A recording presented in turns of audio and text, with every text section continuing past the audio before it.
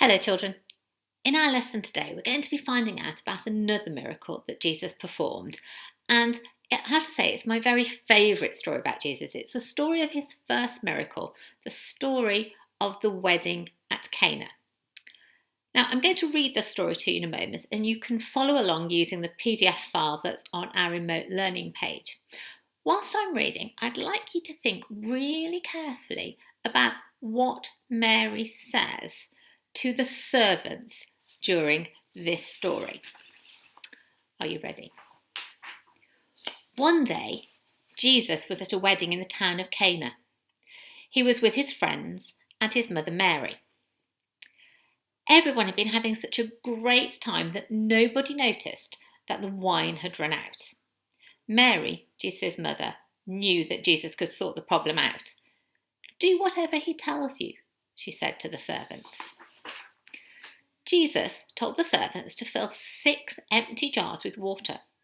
They were sceptical. That means they didn't really understand what was going on and didn't think it was going to do anything.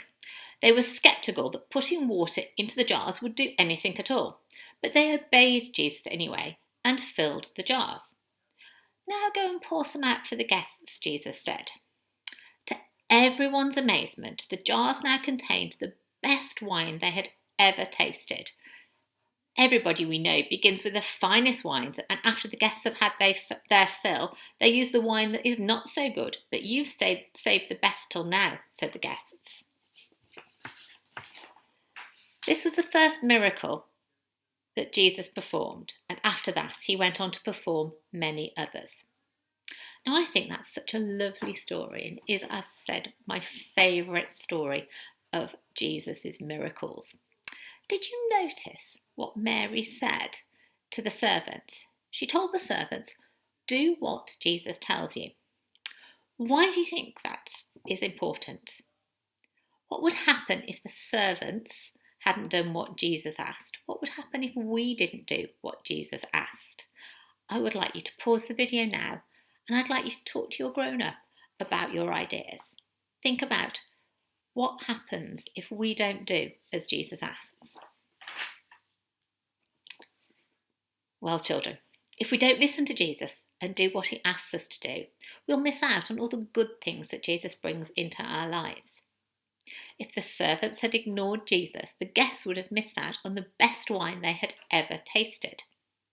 So this story shows that we should listen to Jesus, that Jesus wants the best for us, that he will always do good things for us, and that we can trust him to sort out problems. It shows that he loves us very, very much, that he wants us to be happy, and he wants us to have the very best things in life.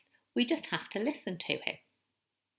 Now, your task today is to imagine that you were at the wedding at Cana and you saw what happened.